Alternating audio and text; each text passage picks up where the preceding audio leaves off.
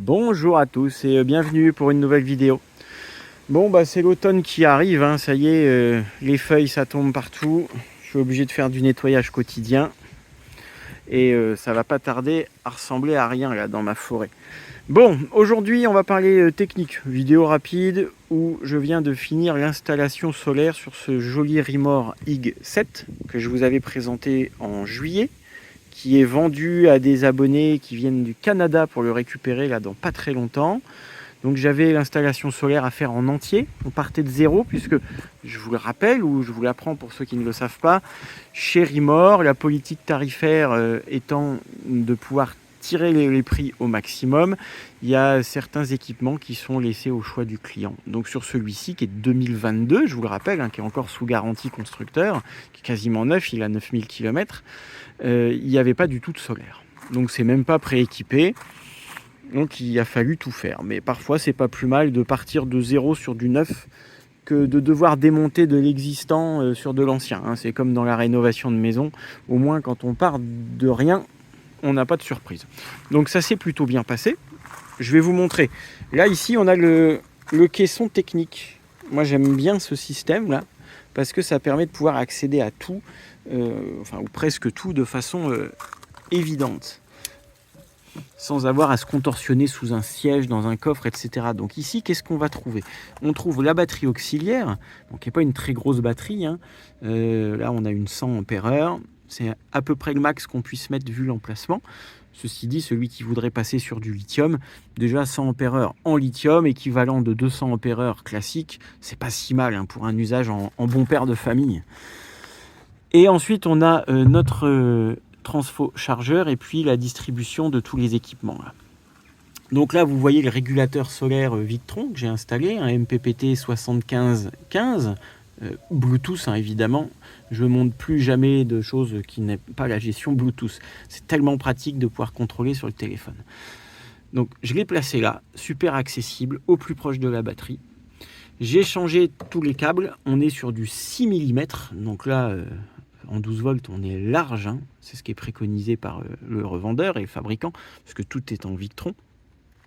Hein, je vous rappelle que je travaille exclusivement, moi, sur le solaire avec Solaris, qui propose de très bons produits avec un service après-vente de qualité, de bons conseils. On va allumer la lumière, hop. Donc Solaris, moi, je leur prends tout, et tout en Victron. Donc on reçoit les kits aussi, que ce soit le câblage, la connexion batterie, ou également pour ce qui est des fixations de panneaux solaires avec le système Unifix. Je vais monter sur le toit après, je vais vous montrer comment ça fonctionne. Pour info, ceux qui souhaiteraient commander chez eux, qui se sentent bricoleurs et qui veulent se débrouiller, ou juste recommander un MPPT en remplacement d'un système un peu plus ancien, ou uniquement une batterie lithium par exemple, hein, Ultimatron. Allez sur le site, vous verrez, ils ont beaucoup de choses. Ils sont en France, ils ont pignon sur rue, mais vous pouvez évidemment commander sur Internet. Et grâce à la chaîne YouTube, j'ai pu obtenir un code de remise. Vous le verrez s'afficher à la fin, c'est Zik Family en majuscule. Et vous avez 5% de remise sur toute la gamme. Voilà. C'est bon à savoir. C'est ce que j'ai réussi à vous avoir.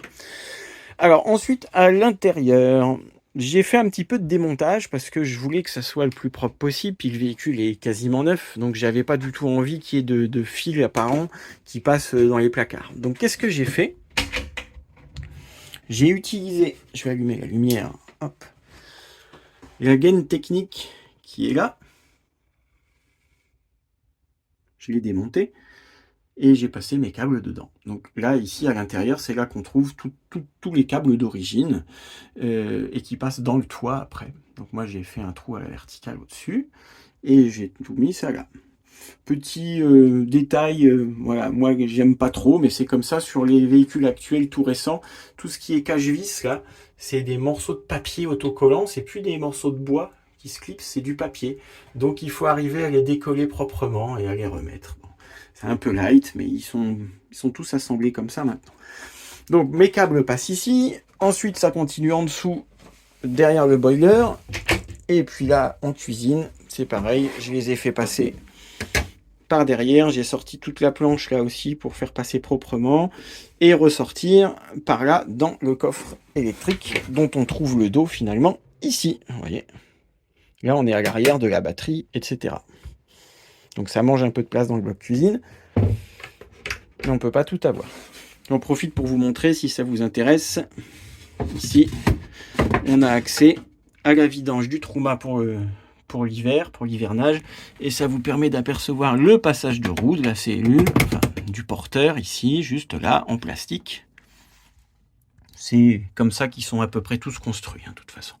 Là, vous voyez, on est encore sur des tasseaux bois pour les meubles, mais qui sont gris. Pas en gris pour la discrétion, mais pour s'accorder avec le reste de la déco. C'est simple et fonctionnel. Voilà.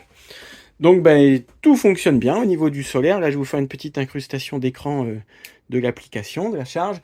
Parce que c'est vrai que si on s'en tient au panneau de contrôle, c'est un petit peu light au niveau des infos. On a juste des diodes, on ne connaît pas la tension, comme souvent. Donc là, au moins, avec l'application, on peut s'exprimer en volts. On voit ce qui rentre, on voit ce qui sort. Petit rappel sur l'intérieur du véhicule. Il est sympa, hein, moi je l'aime bien. C'est moderne et en même temps sans fioritures, ça en fait pas trop. Puis on est surtout volumineux. C'est vrai qu'il est très large à l'intérieur. C'est hyper agréable. Pour rappel, hein, ceux qui ne l'avaient pas vu encore, vous pouvez visionner la vidéo du mois de juillet qu'il présente en détail.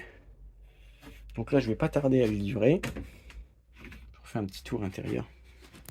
On va allumer les lumières. Ah, c'est vrai que j'ai pas activé toutes les lumières sur le panneau de contrôle. Hop, tac, c'est parti. Je vous refais la petite visite parce que j'aime bien. Je sais que vous aussi. Pour rappel, la belle douche intérieure qui n'a encore jamais servi et qui n'attend que ses propriétaires.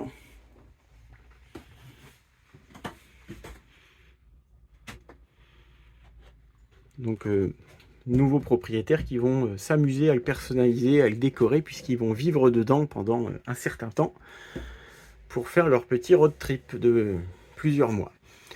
On va monter ensemble sur le toit et puis je vais vous montrer comment ça se passe pour le panneau. Alors nous voilà en hauteur. Bon voilà, hein, je vous disais tout à l'heure, les arbres ils perdent à mort des feuilles déjà.